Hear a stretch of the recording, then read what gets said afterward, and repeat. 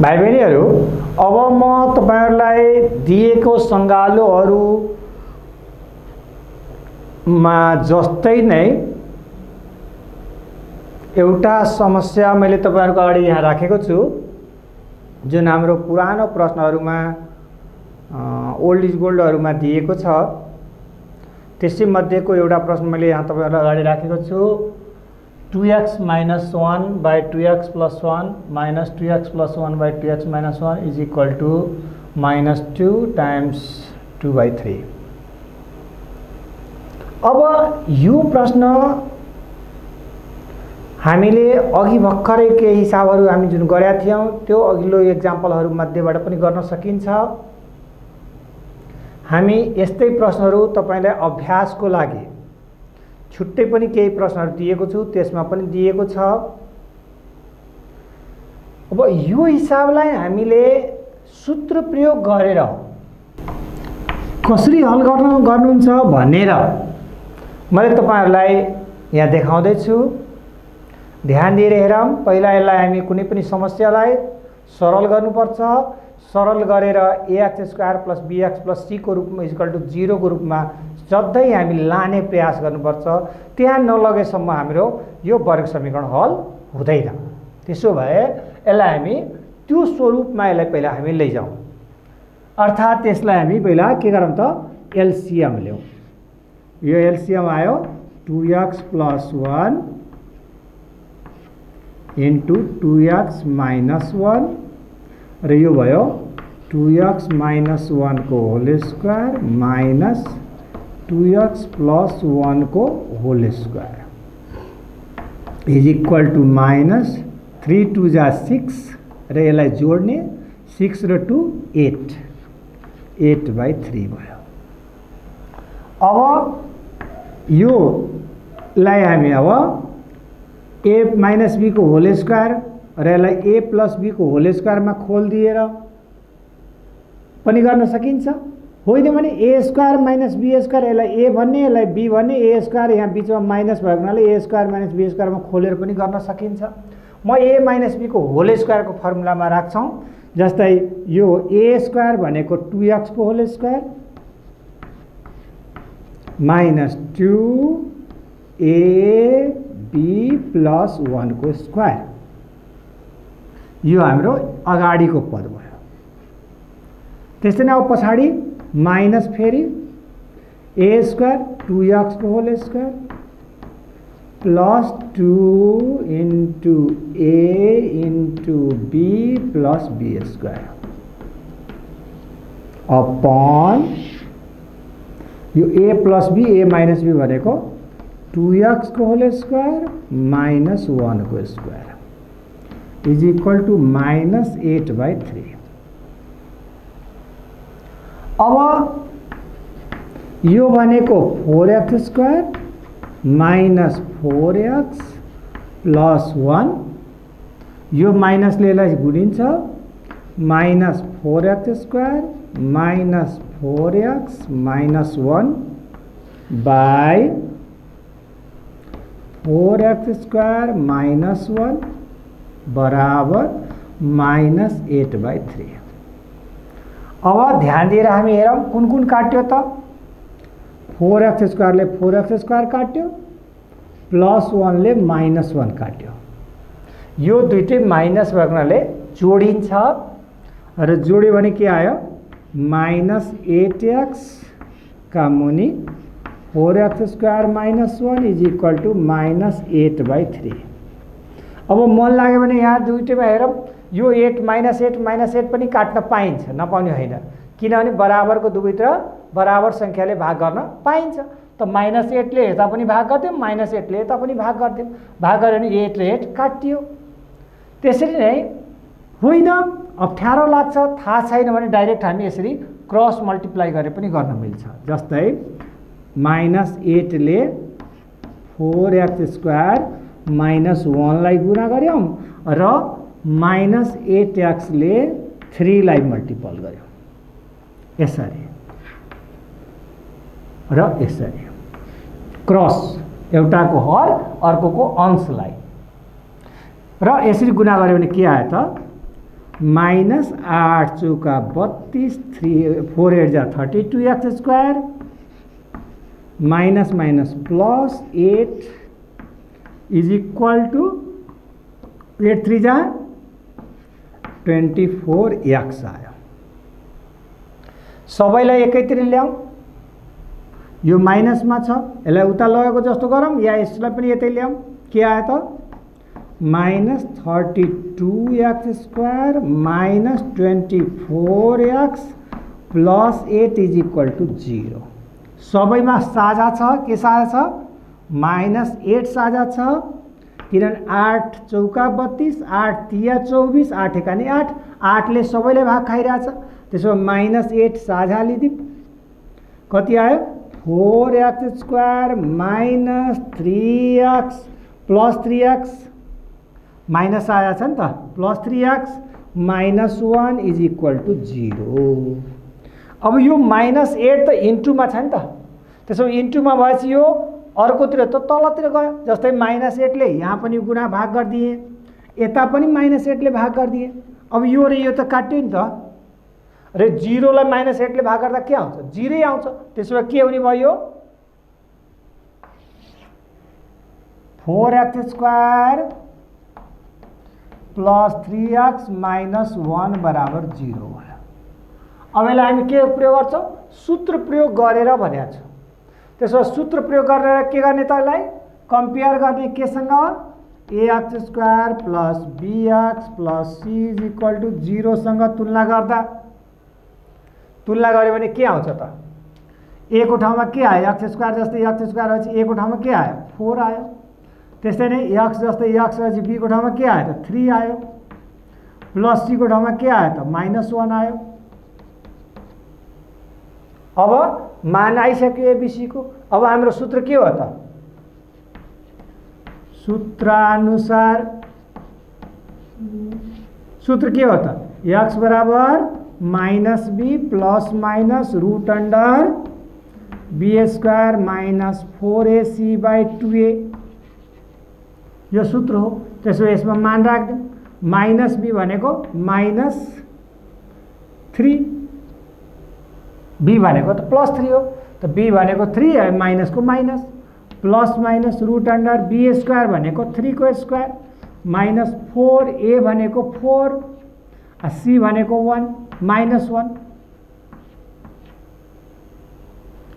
Upon 2a त 2 into 4। त्यसो के आयो त माइनस 3 प्लस माइनस 3 3 जा 9 माइनस माइनस प्लस 4 4 जा 16 बाई 8 अर्थात माइनस 3 प्लस माइनस 9 र 16 25 रूट अंडर 25 बाई 8 आयो। अब 25 भनेको त वर्ग संख्या हो, यसको मूल कति हुन्छ त 5 हुन्छ। त्यसो यो के भयो त माइनस 3 प्लस माइनस 5 बाई 8 आयो। अब के गर्ने यसलाई एक पटक प्लस चिन्हमा एक पटक माइनस चिन्हमा। त्यसो भए प्लस चिन्ह लिँदाखेरि के आउँछ त प्लस चिन्ह लिँदाखेरि x बराबर माइनस 3 प्लस 5 बाई 8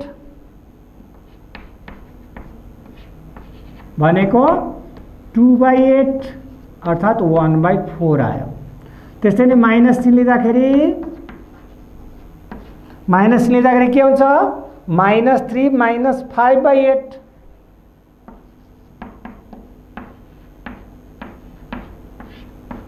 भनेको माइनस 8 बाई 8 भनेको माइनस 1 आयो।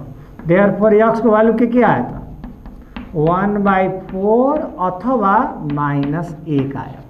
यसरी हामीले x को मान सजिलै फाइन्ड आउट गर्न सक्छौं। अब कुरो आयो यति गर्न हल गर्न त हामी जान्यौं, तर यो गरेका हिसाबहरू ठीक छ कि छैन भनेर जाँच्नु पनि पर्छ।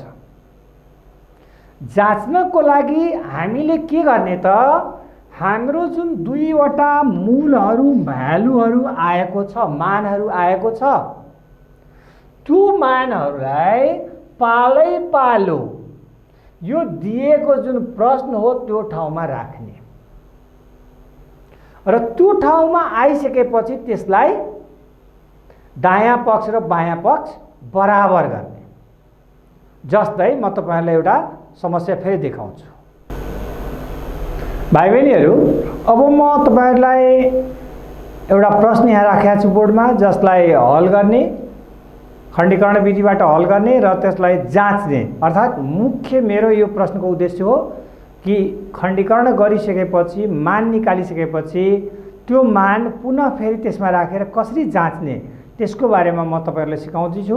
पहिला यसलाई खण्डीकरण गर्नलाई लानको लागि हामी यसलाई कुनै पनि हिसाबले सिम्प्लिफाई गर्नु पर्यो, किनभने हामी अति छोटो प्रश्नमा पढेका थियौं। छोटो प्रश्नमा पढेका थियौं, यहाँ 0 थियो, यहाँ 0 छैन, दायाँतिर पनि अंक छ, बायाँतिर पनि अंक छ। त्यसैले यसलाई हामी सरल गरौँ। सरल गर्नको लागि यसलाई पहिला हामी खोल्नु पर्यो। खोल्नलाई यसलाई के गरौँ त, पहिला x ले यो दुईटैलाई गुणाउँ। जस्तै x ले गुणाउँ कसलाई, 2x + 3 लाई, फेरि -3 ले पनि गुणाउँ कसलाई, 2x + 3 लाई। दुईटैलाई हामी यो दुवै संख्याले यो दुईटैलाई हामी गुणाउँ, यो बराबर 5 भयो। अब गुन्दाखेरि के आयो त, 2x² + 3x - 6x - 9 = 5 भयो।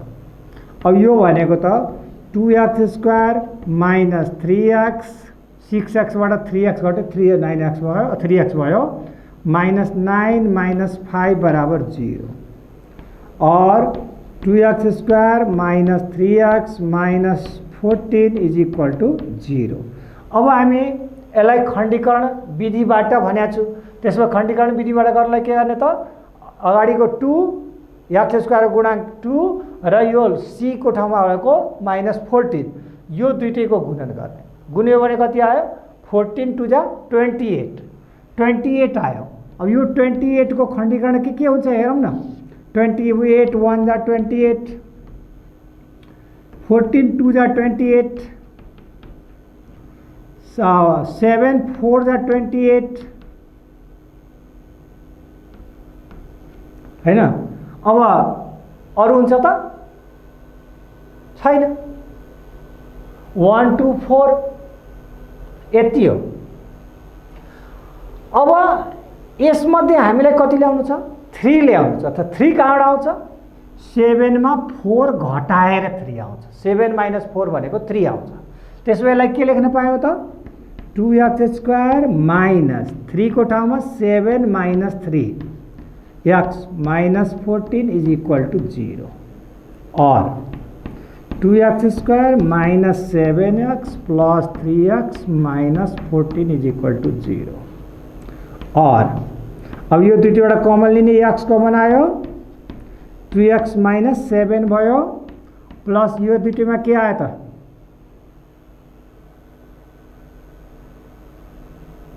7 - 4 हो नि, सरी।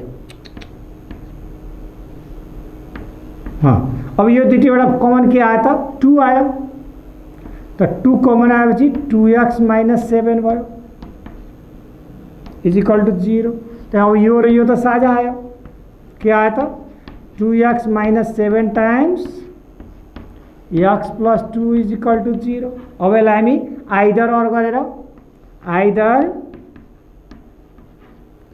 2x - 7 = 0, 2x = 7 और x = 7/2 आयो। त्यस्तै नै और गरेर x + 2 = 0, x = -2 आयो। त्यसपछि x को मूल के आयो त, 7/2 अथवा -2 आयो। हाम्रो मूल त निकाल्यो, हल त गर्यो। अब हल गरिसकेपछि यसलाई के भनेको छ, अनि जाँच्नुहोस् भनेको छ। त्यसैले जाँच्नको लागि जाँच गर्दा यहाँ देखाउँदै छु,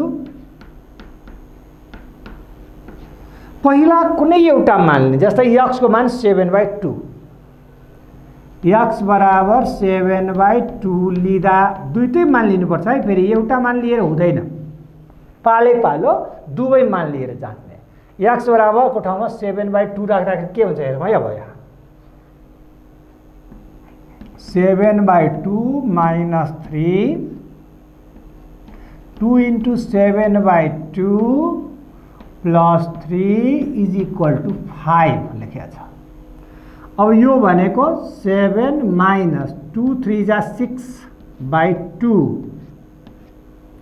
into यो 2 र यो 2 काट्यो 7 plus 3 is equal to 5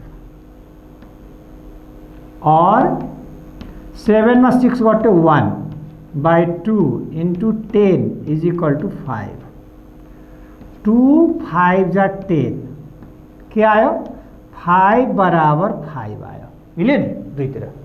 त्यसो भए यो 5 बराबर 5 आउनु भन्नुको ठीक हो भने जस्तो आयो। अब हामी यस्तै नै अर्कोलाई पनि जान्छौँ। फेरि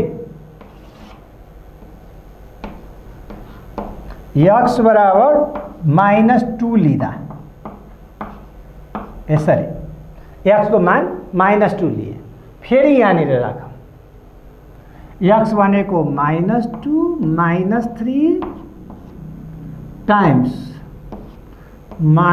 2x 2 into माइनस यसलाई 2 into -2 plus 3 is equal to 5। त्यसो यो के आयो -5 into 2 2 जा 4 plus 3 is equal to 5 के आयो यो -5 -4 बाट +3 घट्यो भने -1 भयो।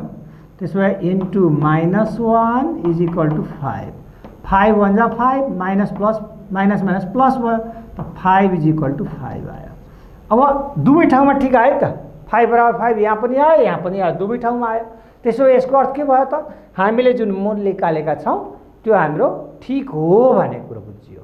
यसरी हामी यसलाई जाँच गर्न पनि सक्छौं र कहिलेकाहीँ जाँच गर्नुहोस् पनि सोध्छ। ल भाइ बहिनीहरु यस्तै हिसाबहरु हाम्रो अर्को एक्जाम्पलमा हेरौं। भाइ बहिनीहरु अब हाम्रो यहाँ 4 को आई मा दिएको एउटा प्रश्न छ 6 times x plus 1 times x minus 1 is equal to 13 times x minus 1 plus 1।